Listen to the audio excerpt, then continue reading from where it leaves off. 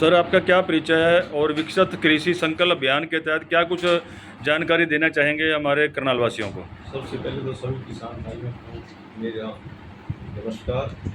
मेरा नाम डॉक्टर दिनेश शर्मा है।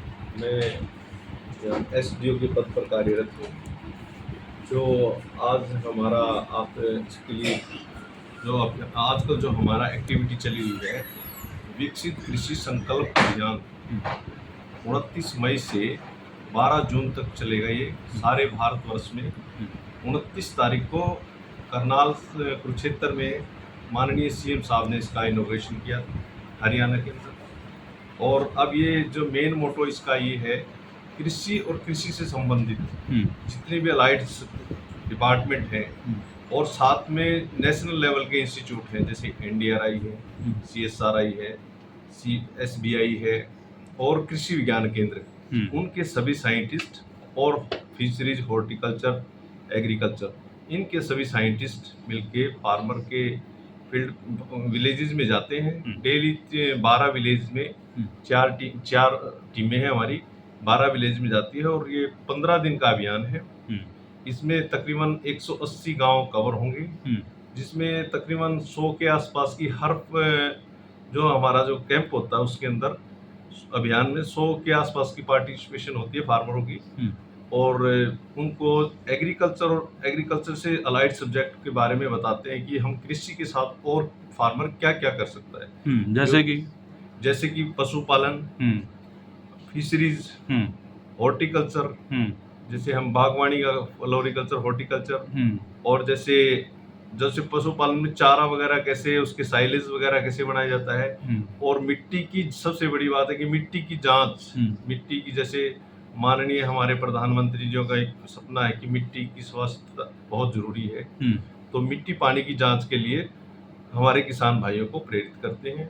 दूध की डेयरी के लिए अच्छी नस्ल का सुधार, जैसे उनका रख रखाव है, बीमारी से बचाने के लिए उनको वैक्सीनेशन कब कराना चाहिए, तो वेटनरी डिपार्टमेंट वाले उनके बारे में जो सरकार की स्कीमें हैं सारी किसानों तक पहुंचा रहे हैं और इसका बहुत अच्छा रिस्पॉन्स आ रहा है, तो फार्मर भी इंटरेस्ट लेके इसको। सर, आमतौर पर जो हमारे हरियाणा की हम बात करें तो सिर्फ किसान धान की फसल और गेहूं की फसल को ज़्यादा महत्व दे रहा है, जो मोटे अनाज है उसके ऊपर महत्व कम दे रहा है, जबकि सरकार की इच्छा है कि जो आम जनता है या किसान है मोटा अनाज ज़्यादा विकसित करे, ताकि आम जनता तक जो है ना ये मोटा अनाज पहुंचे, जैसे बहुत सारी बीमारियां उससे बचा जा सके। इस बारे में कृषि विभाग की क्या पहल है? बिल्कुल, जो सरकार का मेन फोकस यही है कि हम जो डाइवर्सिफिकेशन, फसल विविधीकरण करें। हम जो जीरी और ये व्हीट का जो हम गेहूं का जो चक्र है, इसमें हम थोड़ा सा डाइवर्सिफिकेशन, सरकार ने एक स्कीम भी निकाली है, कई सालों से चलती आ रही है। मेरा ये जो क्या नाम है, मेरा फसल मेरा ब्यौरा नहीं सर, ये इसमें वो है, क्या नाम है, मेरा विरासत, कौन सी है वो, मेरी विरासत। इसके तहत सरकार किसानों को अगर जो धान की फसल को छोड़ के उसकी जगह दूसरी फसल लगाएगा, उसको पहले 7,000 था, अब 8,000 रुपए पर एकड़ के हिसाब से उसको अनुदान सरकार देगी, सब्सिडी देगी। हाँ जी सर। और जो खाली भी छोड़ेगा ना, धान ना भी लगाओ तो भी फेलोलैंड को उसको छोड़ेगा तो उसमें भी 8,000 रुपए सरकार देने का प्रावधान है, अब की बार रखा है।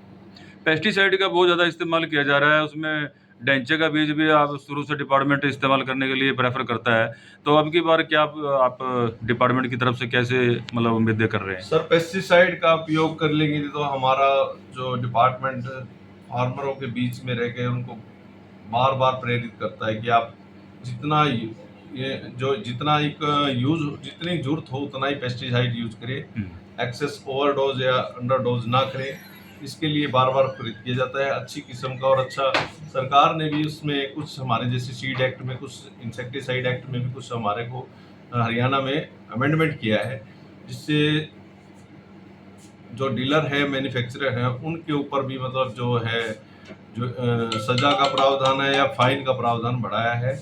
उससे भी थोड़ा सा फर्क पड़ेगा कि कोई भी नकली दवाई या बीज या खाद का जो दुष्प्रचार ना करे, फार्मरों को सही दाम पर और सही खाद पे दवाई मिल सके, इसके लिए भी सरकार का बार बार समय समय पर ऐसे अभियान चलते रहते हैं जिससे किसानों को विभाग की तरफ से सर कोई ऐसा रोल मॉडल तैयार किया गया जिसमें कार्बनिक खेती और जैविक खेती का जो रोल मॉडल है अन्य किसानों को दिखा सके? हाँ सर, जैसे अब हमारे देश में अब जैसे माननीय प्रधानमंत्री जियों का आह्वान है कि नेचुरल फार्मिंग का एक वो है कि नेचुरल फार्मिंग करनी है। जो हमारे देसी गाय हैं उसके गोबर से लगभग 30 एकड़ की खेती एक फार्मर कर सकता है। उस पर पूरी तरह सरकार का फोकस है कि जहर की मात्रा धरती में कम से कम हो, ताकि उस अच्छा हमारा उत्पादन हो सके और जिससे लोगों की सेहत के साथ खिलवाड़ ना हो। इसलिए मेन जो सरकार का मेन नेचुरल फार्मिंग पे है और बहुत ही अच्छी उसमें नेचुरल फार्मिंग का जो ट्रेनिंग है और उसमें के बारे में अच्छी तरह से बताया जा रहा है। धान की रुपाई का सर समय कब का निश्चित किया हुआ, डेट क्या है? और अगर कोई किसान इससे पहले अगर लगाता है तो कृषि विभाग की तरफ से क्या हिदायतें हैं? हाँ सर, धान का जो ट्रांसप्लांटिंग का जो रोपाई का टाइम है वो 15 जून के बाद का है। इससे पहले कोई लगाता है तो हम उसको नोटिस देते हैं 3 दिन का कि भाई आप डिस्ट्रॉय कोई अननोइंगली बोल लेता है तो, अदरवाइज फिर हम उसका डिस्ट्रॉय करवाते हैं सर। कोई इस बार में कितने ऐसे किसान चिन्हित किए? इसमें सर अभी तक 5-7 किसान तो मेरी नोटिस में है, जिसमें जो मेरे पास क्योंकि और भी हमारे अधिकारी उनके पास भी जाता रहता है ये नोटिस। 5 जगह तो हमने करवाया है, डिस्ट्रॉय करवाई है। इससे क्या नुकसान होता है? जैसे 15 जून से पहले अगर कोई किसान मेन फोकस सर हमारा ये मेन फोकस इसलिए होता है कि हम पानी बहुत बहुमूल्य चीज होती है और हमने इसको आगे तक लेके जाना है। जैसे हमने हमारे बुजुर्ग हमारे को दे के गए थे, तो हमने भी अपने जो आगे वाली पीढ़ी है उसको देने के लिए पानी का बचाव के लिए है कि क्योंकि जीरी में 1 किलो चावल पैदा करने के लिए 3500 से 3000 से 3500 लीटर पानी लगता है सर। उस पानी को सेविंग करने के लिए हम सोचते हैं कि ये क्या करते हैं कि 2 बार जीरी लगाते हैं। कोई इस टाइम लगा लेना तो फिर अर्ली लगा के कटाई करके फिर दोबारा लगाता है। यानी कि 60 के बाद बासमती लाना चाहते हैं लोग। जी, उससे दोहन डबल हो जाता है। इससे बचने के लिए सरकार ने पूरी तरह बंद कर रखा है। सब सॉइल कंजर्वेशन एक्ट है 2009 में स्टार्ट किया था ये।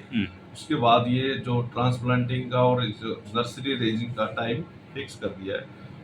15 जून से पहले कोई ट्रांसप्लांटिंग नहीं करेगा। Thank you sir.